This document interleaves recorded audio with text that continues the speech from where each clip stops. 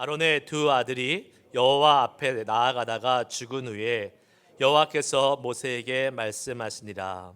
여호와께서 모세에게 이르시되 내 형 아론에게 이르라. 성소의 휘장한 법궤위 속죄소 앞에 아무 때나 들어오지 말라.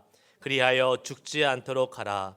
이는 내가 구름 가운데서 속죄소 위에 나타남이라. 아론이 성소에 들어오려면 수송아지를 속죄 제물로 삼고 수량을 번제물로 삼고 거룩한 세마포 속옷을 입으며 세마포 속바지를 몸에 입고 세마포 띠를 띠며 세마포 관을 쓸지니 이것들은 거룩한 옷이라. 물로 그의 몸을 씻고 입을 것이며 이스라엘 자손의 회중에게서 속죄 제물로 삼기 위하여 수염소 2마리와 번제물로 삼기 위하여 수양 1마리를 가져갈지니라. 아멘. 아멘. 할렐루야. 할렐루야. 아멘. 하나님이 우리의 예배 가운데 함께 하셔서 우리 가운데 은혜로 또 감동으로 교훈으로 우리에게 역사하실 줄 믿습니다. 아멘. 오늘 말씀 제목은 속죄의 은혜라는 말씀의 제목을 같이 함께 나눠보려고 합니다. 속죄의 은혜. 이 세상에서 우리에게 주는 많은 기쁨들이 있습니다. 여러분은 어떨 때 가장 기쁘세요? 할렐루야. 아멘. 주일날 교회 올 때 말씀해 주시고 응답해 주시는 분이 한 분이라도 계시니까 힘이 납니다. 네. 아무도 대답 안 할 줄 알았거든요. 주일날 교회 올 때 하나님이 우리에게 오늘 어떤 은혜 주실까? 하나님이 오늘도 어떤 말씀 주실까? 라는 그런 기대감으로 오시는 분은 참 복되신 분인 줄 믿습니다. 근데 다 그렇게 또 오는 건 아닌 것 같아요.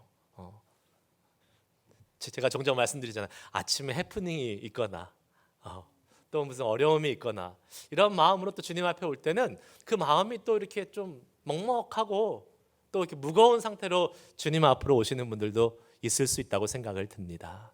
그러나 분명한 한 가지 사실은 하나님은 우리 가운데 어떠한 형편과 상황 속에서 나왔다 할지라도 주님을 예배하는 예배자들에게 준비해 주신 은혜를 주신다는 사실입니다.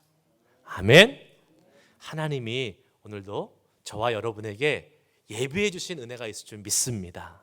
그 은혜를 깊이 경험하면서 오늘 기대하면서 주님 앞에 말씀을 듣는 시간이 되기를 축복합니다. 제가 많은 기쁨을 주는 것들이 있다고 했는데 그 중에 하나는 아마 저한테 기쁨을 주는 것 중에 하나를 찾자면 여행 가는 기쁨이 있는 것 같아요. 제가 말씀하신 우리 집사님보다 영성이 떨어지나 봅니다. 교회에 오는 기쁨을 말씀하셨는데 저는 놀러 가는 기쁨을 이야기하고 있는데요. 여행 가는 기쁨이 있는 것 같아요. 여행을 다녀오면 새로운 곳에서 여러 가지를 경험하고 또 느끼고 또 쉬면서 다시 재충전돼서 돌아오는 그러한 기쁨이 있습니다. 기분도 새롭게 되고 또 일상에서 느낄 수 없었던 많은 것들을 경험하면서 활력을 찾고 돌아오기도 합니다. 몇 년 전에 제가 아는 어떤 가정이 멕시코에 있는 그 고즈멜이라는 그 섬이 있습니다. 휴양지 아주 정말 쉬다 오기 좋은 휴양지가 있는데 거기에 여행을 갔다 왔다고 저한테 이야기를 했습니다. 저는 못 가봤지만 아주 좋은 곳이라고 들었어요. 일단 휴양지로 여행을 갔다 왔다는 거에 대해서 아주 제 마음이 이렇게 좀 부러웠습니다. 그래서 좋았겠다. 잘 쉬다 왔어요. 이렇게 물어봤는데 사실 그 가정에서 그 자매님이 하신 말씀이 좀 충격적이었습니다. 저한테 이렇게 얘기를 하더라고요. 목사님, 다 부질없는 거예요. 제가 몇 번 여기저기 여행을 다녀봤지만 다 거기가 거기예요. 특별한 거 없습니다. 그래서 제가 속으로 가봤으니까 그런 얘기를 하지. 안 가본 나는 가보고 싶다. 이런 마음을 속으로만 했습니다. 그런데 그 자매가 거기에 한마디 더 붙였어요. 뭐라고 얘기했냐면 목사님, 여행도 좋지만 여행을 몇 번 다녀보니까 그것이 저에게 참 만족을 주지 못하더라고요. 이렇게 얘기해요. 그러면서 제가 정말로 참 만족과 기쁨을 누리는 것은 예수님 제대로 알고 배우고 또 예수 믿는 그것이 가장 큰 기쁨과 만족이라는 걸 여행을 갈 때마다 제가 느낍니다 라고 이렇게 고백하더라고요. 한편으로는 제가 되게 부끄러웠어요. 그 말씀을, 그러한 고백을 듣고 그렇게 이야기하는 이 자매의 믿음이 너무나 부러워했던 그 제 마음을 부끄럽게 할 정도로 그렇게 너무나 좋구나, 귀하구나 라는 생각을 깨달을 수 있었습니다. 그러면서 정말 그렇게 여행을 갔다 와서 그것을 깨달은 거 보니까 그게 진짜인지 나도 한번 거기 갔다 와봐야겠다라는 생각이 들기도 했습니다. 우리는 인생을 살면서 많은 기쁨을 주는 경험을 하게 됩니다. 예를 들면 직장 생활하시는 분은 직장에서 승진을 하면 기쁨이 되죠. 안 기쁘세요? 프로모션에 대해서 승진을 하면 월급도 늘어나고 보너스도 늘어나고 얼마나 좋습니까? 승진이 됩니다. 근데 기쁨이 얼마나 오래 갈까요? 포지션이 생기고 재정이 늘어나고 하면 거기에 맞는 포지션이 늘어나는 것만큼 부담감이 더 생기고, 그 다음에 재정이 늘면 재정이 는 만큼 씀씀이가 더 커집니다. 그래서 얼마 못 가요, 그 기쁨이. 자녀들로 기쁨을 누리시는 분들도 많이 계십니다. 자녀들이 공부 잘하고 각 분야에서 두각을 나타내면 기쁨을 이렇게 누립니다. 그런데 그 기쁨도 오래 가지 못합니다. 왜요? 공부도 잘할 때도 있고 못할 때도 있고, 공부 잘하는 놈이 속을 더 많이 쓰일 수도 있고 네, 그러는 겁니다. 그것이 오래 가지 못합니다. 낡은 중고차 오래 끌다가 새 차 딱 사면 기분 좋잖아요. 네, 얼마나 기분 좋아요. 그런데 아십니까? 새 차를 딜러십에서 끌고 나오는 순간 그 차는 중고차입니다. 중고차 되는 거예요. 이제 중고차로서의 운명이 시작된 거예요. 다 이 세상에서 주는, 이 세상을 살아갈 때 주는 많은 기쁨이 있지만 그것들은 다 조건적이고 일시적인 것입니다. 그러나 그런 조건적이고 일시적인 세상의 기쁨과는 차원이 다른 기쁨이 있습니다. 그것은 바로 영적인 기쁨입니다. 그 중에서도 우리 사람 모두가 가지고 있는 근본적이면서도 본질적인 문제, 그것이 무엇일까요? 죄의 문제입니다. 죄의 문제가 해결되었을 때 경험되는 기쁨, 그것은 이 세상에 주는 어떠한 기쁨과도 비교할 수 없는 기쁨인 줄 믿습니다.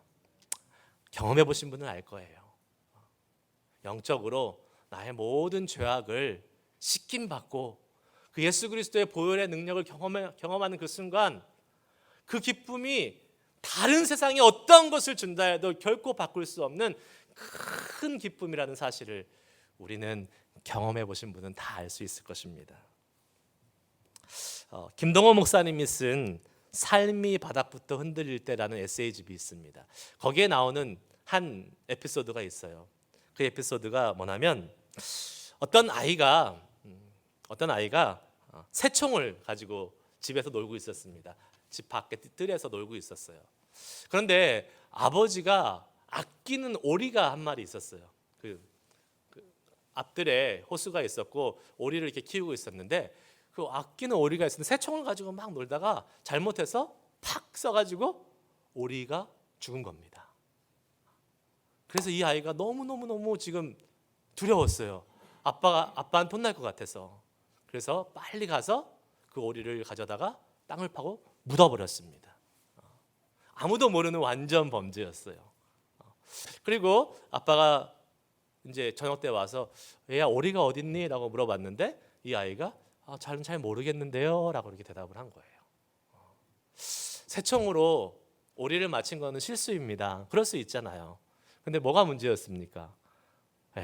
자기가 묻어놓고 모른다고 한 게 문제였어요. 거짓말을 한 게 죄였던 거죠. 근데 이 세상에 완전 범죄가 있습니까? 없습니다. 그거를 본 사람이 있었어요. 그 집에서 일하는 식모였습니다. 식모가 그것을 본 거예요. 그래서 이 가정부 아줌마가 이 아이의 약점을 잡은 거잖아요. 그래서 이 아이한테 자꾸 협박을 합니다. 야, 너 저기 가서 물 길어 와. 안 길어 오면 아빠한테 얘기할 거야. 이 아이가 물 길어 오고 싶겠어요? 길어 오기 싫죠. 그런데 그래도 가서 길어 옵니다. 야, 가서 청소하고 걸레질해. 하기 싫지만 그 협박과 그 위협 속에서 하게 되는 것입니다. 점점 해야 될 일이 늘어나고 점점 마음의 부담이 커지니까 이 아이가 도저히 못 참겠는 거예요. 나는 이렇게 도저히 못 살겠다. 그래가지고 어느 날 결심을 하고 자기 아버지한테 찾아갑니다. 그리고 아버지한테 이 모든 사실을 털어놓습니다. 그러자 아버지가 이렇게 얘기해요. 아들아, 아빠가 아무리 아끼고 좋아하는 오리인데 그래도 아들인 너보다 소중하게 생각하겠냐? 나는 내가 아무리 잘못을 해도 용서할 수 있어. 왜? 나는 내 아빠고 너는 내 사랑하는 아들이잖아. 오리보다 네가 훨씬 중요해. 라고 이야기를 듣고 이 아이가 너무나 그 무거운 짐에서부터 해방되고 홀가분함을 느끼고 살 수 있었던 거예요. 다음 날 이 아주머니가 식모 아주머니가 와서 이야기합니다. 야, 가서 물 길어 와. 근데 이 아들이 갔을까요? 안 가죠. 갈 이유가 없습니다. 이제는 그 식모 아주머니의 협박과 공갈이 전혀 먹히지 않아요. 왜요? 그 아버지로부터 용서받았고 아버지에게 있었던 죄의 문제가 없어졌기 때문에 이제는 너무나 가볍고 자유로운 아들로서 다시 그 집을 살아갈 수 있게 된 것이었습니다. 그리고 그 사실을 알게 된 아버지는 어떻게 했을까요? 그 식모 가정부 아줌마를 해고했다는 그러한 이야기를 본 적이 있습니다. 한 사람이 이렇게 이 작은 아이 한 사람의 죄를 용서받는 것도 이렇게 엄청난 해방감과 기쁨이 있습니다. 그런데 이 죄가 한꺼번에 용서받는다고 한번 생각해 보십시오.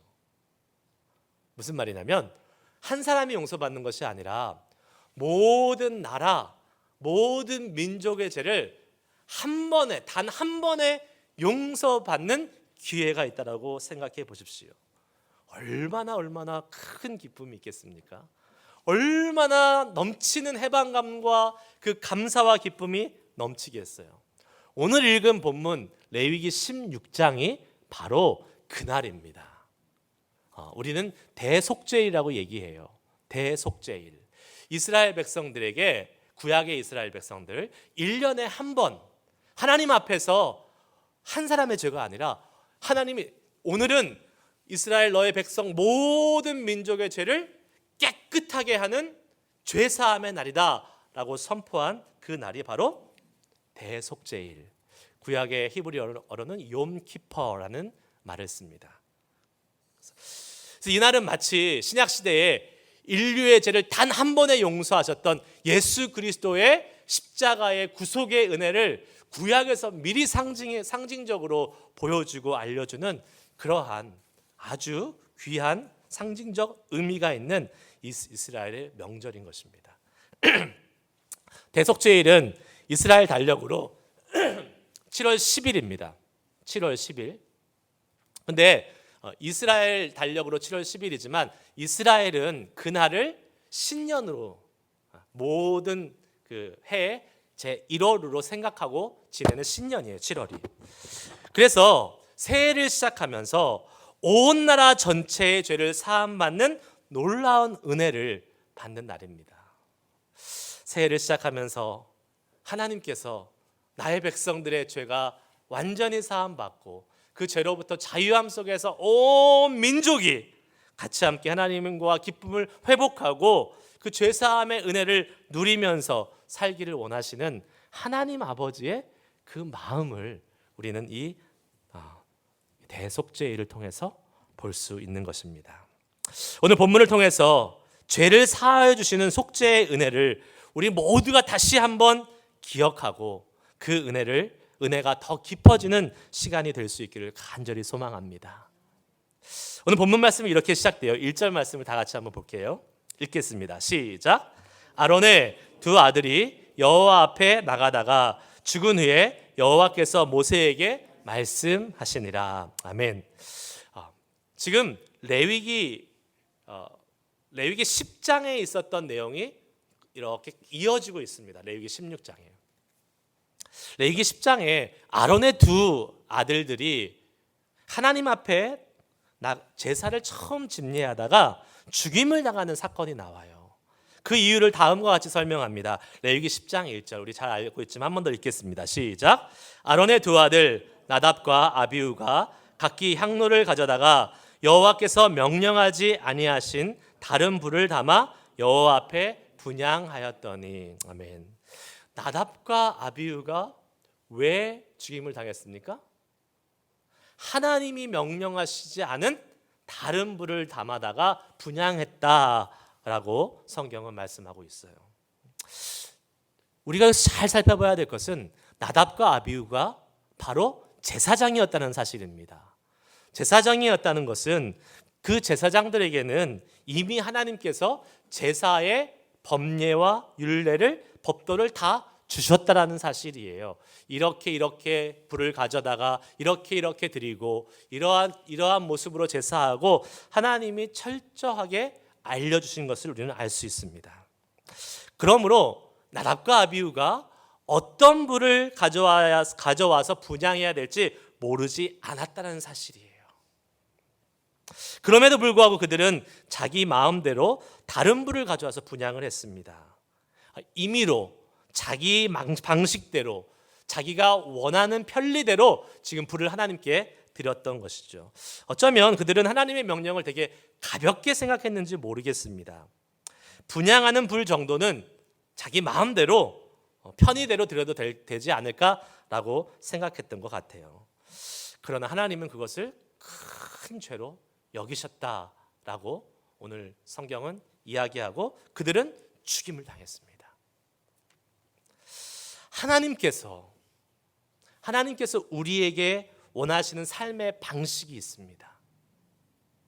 그리고 이미 그 삶의 방식은 하나님의 말씀을 통해서 우리에게 분명히 주셨습니다.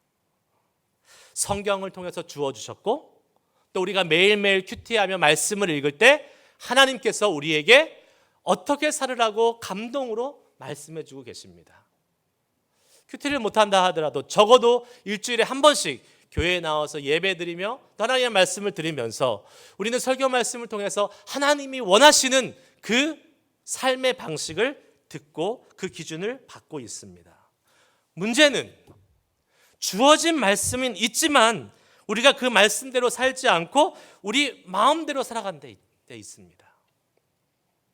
그리고 우리는 그러한 모습을 뭐라고 이야기하기 쉽냐면 우리가 연약하기 때문에 우리가 부족하기 때문에 우리의 능력이 미치지 못하기 때문에 하나님의 말씀대로 살지 못한다라고 많이 정당화할 때가 있습니다. 그럴 수 있죠. 우리의 연약함 때문에 우리의 부족함 때문에 그 하나님의 말씀을 잡지 못할 때가 있습니다. 근데 하지만 더 근본적인 문제가 있다는 걸 기억해야 됩니다. 그건 무엇입니까? 바로 그것은 우리의 본성이 하나님의 말씀을 따르는 것을 거부하고 하나님의 말씀을 따르는 것을 좋아하지 않는 죄의 속성이 있다는 데 있는 것입니다. 그것을 인정하고 그 근본적인 죄의 문제를 해결하지 않으면 우리가 하나님의 말씀을 따라서 결코 살 수 없다는 것을 우리는 깨달을 수 있어야 될 줄 믿습니다. 죄라는 것을 헬라어로 우리가 많이 들었지만 하마르티아라는 말을 씁니다. 하마르티아. 그러면 이 하마르티아라는 말의 의미는 뭐냐면 관역에서 벗어났다라는 것을 의미해요. 그래서 우리가 활을 쏠 때 타겟 있잖아요. 타겟.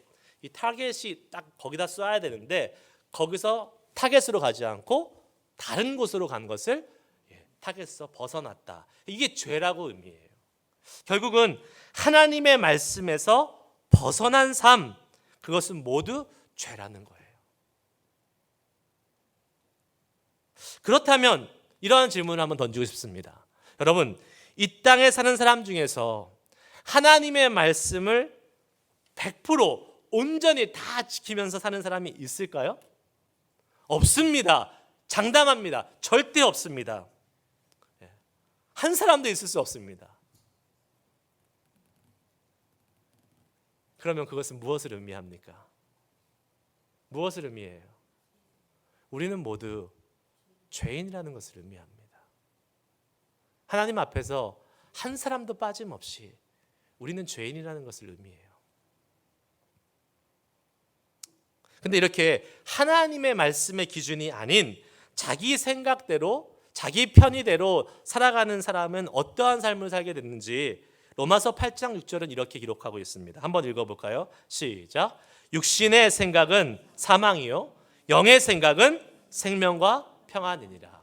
육신의 생각, 사람의 마음대로 생각하고 임의대로 생각하고 내가 좋아하는 대로 쫓아서 사는 그러한 생각을 따라 사는 삶의 결과는 뭐라고요? 사망이다라고 이야기합니다.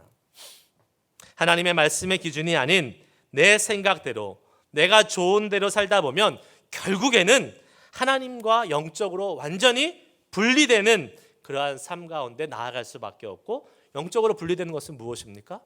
영적으로 죽은 것을 의미합니다. 하나님과의 관계가 단절되고 하나님과 교제할 수 없게 되는 영적인 사망 상태가 되는 것이지요. 그러면 어떻게 됩니까? 어떻게 돼요?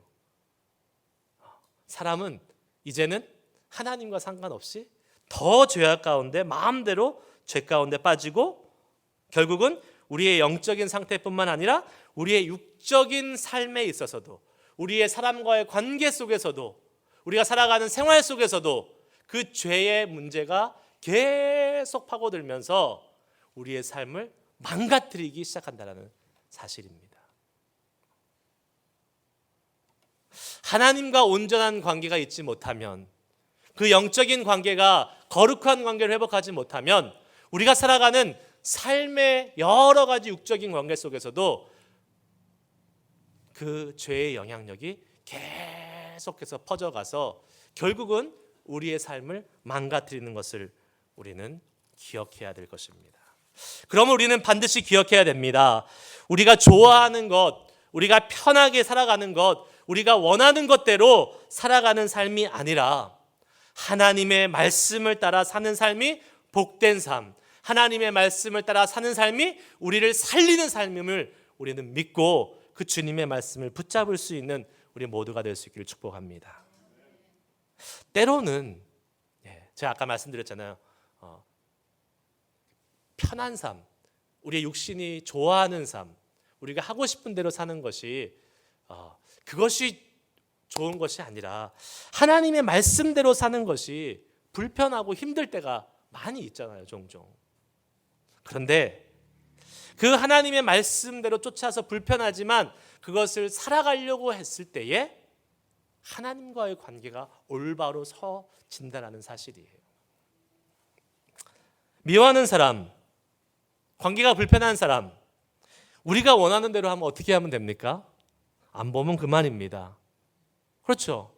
뭐 굳이 가서 그 사람들과 같이 함께 말을 섞고 이야기할 필요가 뭐가 있겠어요? 안 보면 그만이지요. 무시하면 그만입니다. 그러나 하나님께서는 뭐라고 말씀하십니까? 용서하라고 말씀하시잖아요, 말씀에. 용서하고 화해하고 화평하라고 말씀하시잖아요.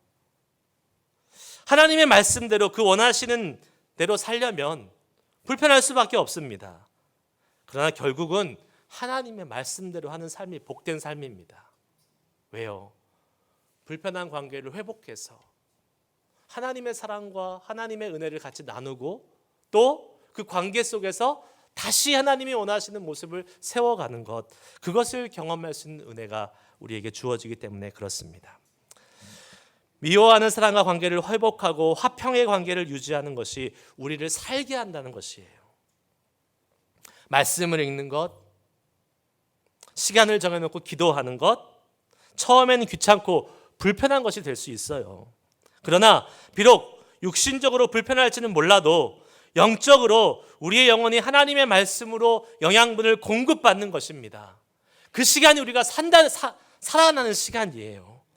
비록 내가 좋은 대로 내가 편한 대로 사는 것이 아니라 하나님의 말씀의 기준을 지키며 살아가는 우리가 될 때에 우리의 영혼이 살아나는 것이고 우리의 삶이 살아나는 것이고 우리의 공동체가 주님 안에서 살아날 수 있다는 사실을 믿음으로 고백하고 하나님 말씀의 기준을 붙잡고 살아갈 수 있는 우리 모두가 될 수 있기를 주님의 이름으로 축복합니다. 아멘. 본문 말씀 3장 3절과 4절 말씀을 한번 더 보겠습니다. 같이 한번 읽겠습니다. 시작. 아론이 성소에 들어오려면 수송아지로 속죄 제물을 삼고 수양으로 번제물을 삼고 거룩한 세마포 속옷을 입으며 세마포 고위를 살에 입고 세마포 띠를 띠며 세마포 관을 쓸지니 이것들은 거룩한 옷이라 물로 몸을 씻고 입을 것이며. 아멘. 대속죄일에 지금 성소에 들어가는 대제사장 아론에 대해서 이 아론이 어떻게 해야 되는지를 설명하고 있는 부분입니다. 여러분, 아론이 아무리 큰 지위, 대제사장이라는 높은 위치를 갖고 있다 할지라도 아론에게도 역시 속죄의 의식이 필요했다는 사실을 보여주고 있습니다. 왜요? 아론이 대제사장이었지만 동시에 역시 죄인이었기 때문에 그렇습니다. 그도 역시 이스라엘 백성과 똑같은 죄인이었기 때문에 속죄의 의식이 필요했다는 거예요. 그는 그 자신을 위해서 수송아지를 속죄의 제물로 삼고 수양으로 번제의 제물로 삼고 주님 앞에 제사 지내며 자신의 죄를 속하며 나아갔습니다. 대제사장의 권위가 얼마나 컸겠습니까? 특별히 이스라엘에서 종교의 나라인 이스라엘에서 대제사장이면 아무도 건들 수 없는 가장 높은 위치에 있는 그러한 존재였지 않겠습니까?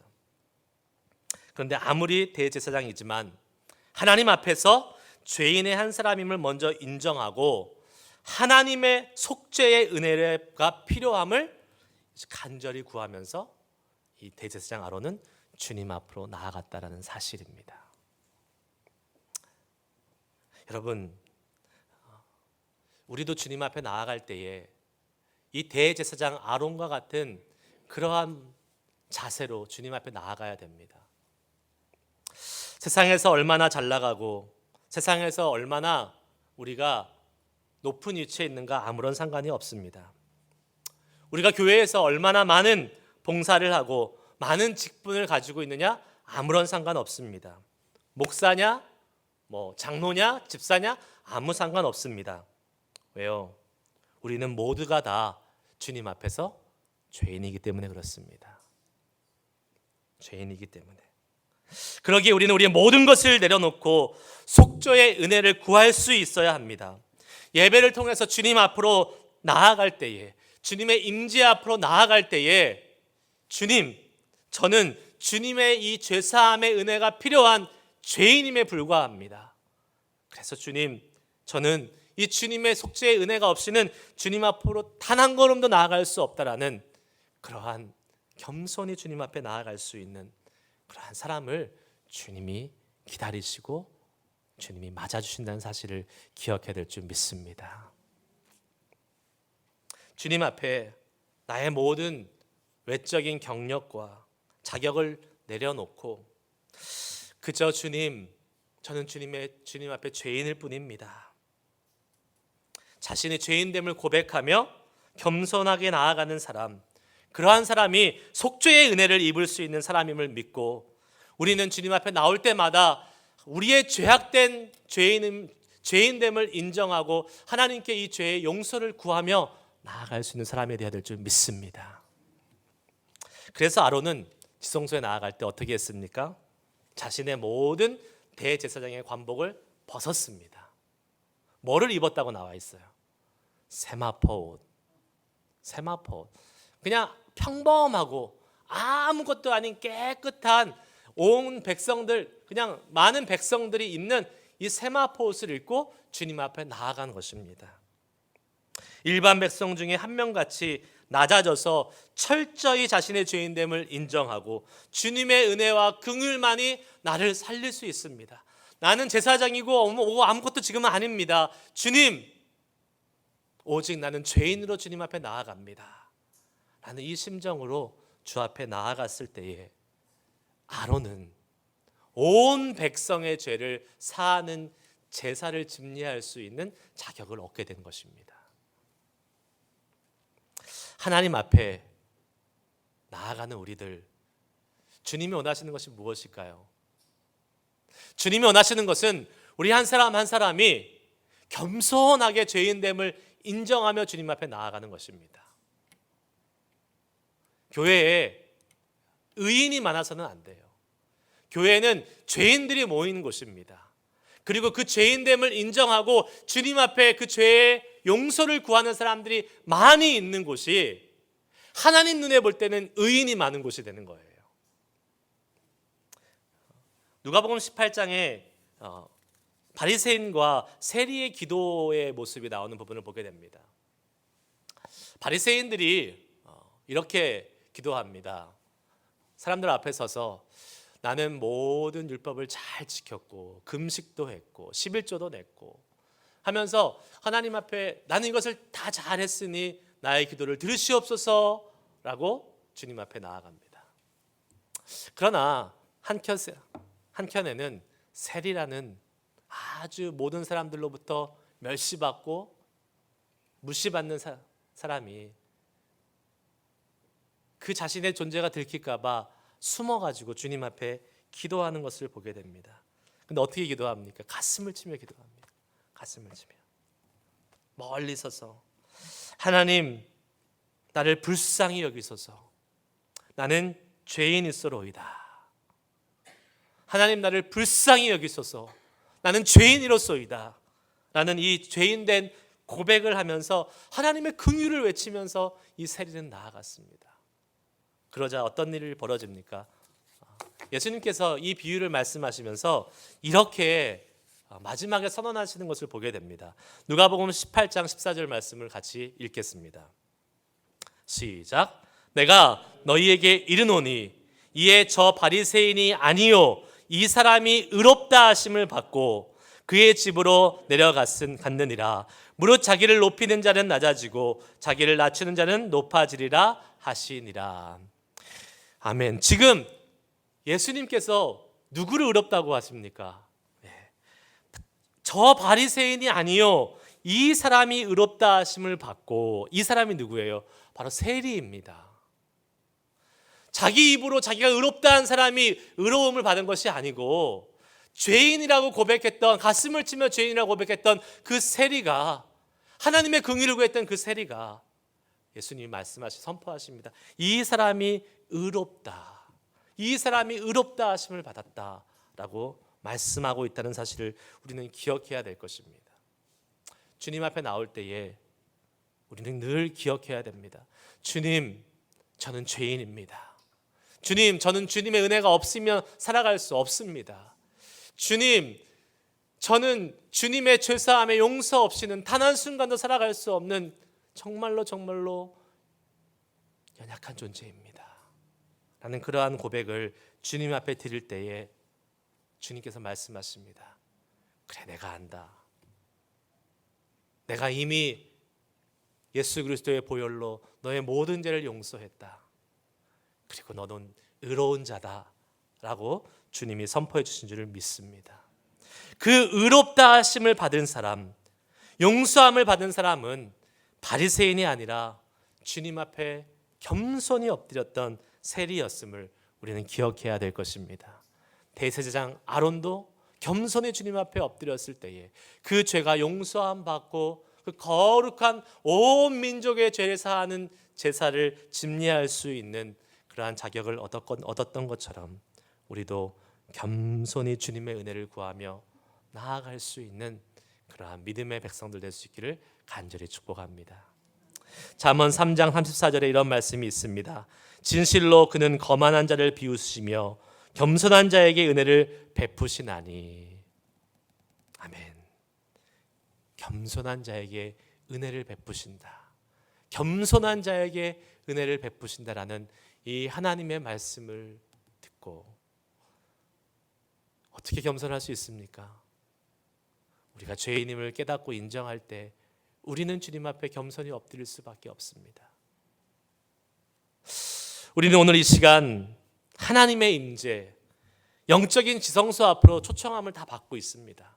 우리가 드리는 이 예배, 오늘날 우리가 드리는 이 신약시대의 예배는 하나님 앞에 지성소 앞으로 나아가는 예배입니다. 구약에는 1년에 한 번, 지금 대제사장 아론이 1년에 한 번밖에 못 들어갔어요. 그런데 신약시대에 지금은 예수 그리스도가 십자가에 못 박히실 때에 예수 그리스도의 보혈로 성소와 지성소를 가르고 있던 휘장이 갈라지고 그 예수 그리스도의 은혜로 말미암아 누구든지 우리는 그 지성소 앞 하나님의 임재 앞에 가서 주님을 만날 수 있는 은혜가 우리에게 펼쳐진 거 아니겠습니까? 언제든지 어느 때든지 예수 그리스도의 보혈을 의지해서 속죄의 은혜를 누리고 주님의 임재를 경험할 수 있게 해주셨는데, 하지만 그렇다고 모든 사람이 그 속죄의 은혜를 누릴 수 있는 것은 아닙니다.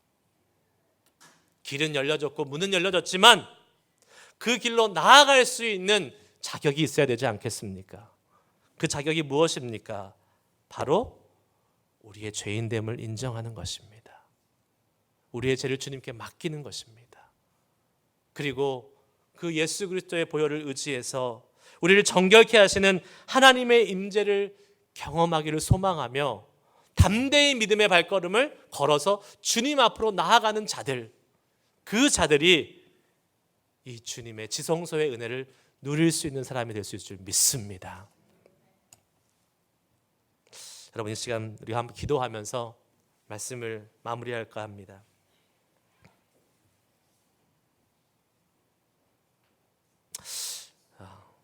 우리 한번 예수님의 보혈을 다시 한번 의지해서 우리를 정결케 하시고 깨끗게 하셔서 주의 임재를 경험케 하기를 소망하시는 이 하나님의 속죄의 은혜를 아버지 이 예배를 통해서 경험하게 하여 주시옵소서.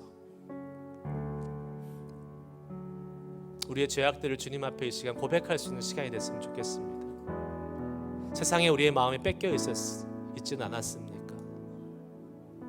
우리의 육신의 생각대로 살아오진 않았습니까? 내 생각에 편한 대로 살진 않았습니까?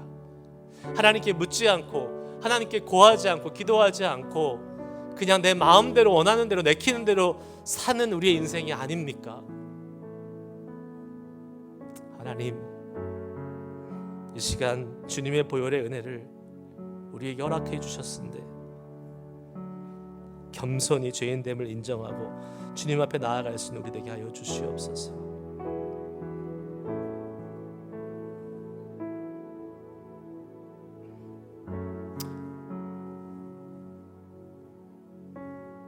주님,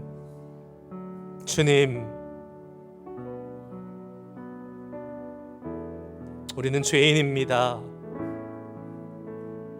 주님 앞에 고개를 들 수 없는 죄인이지만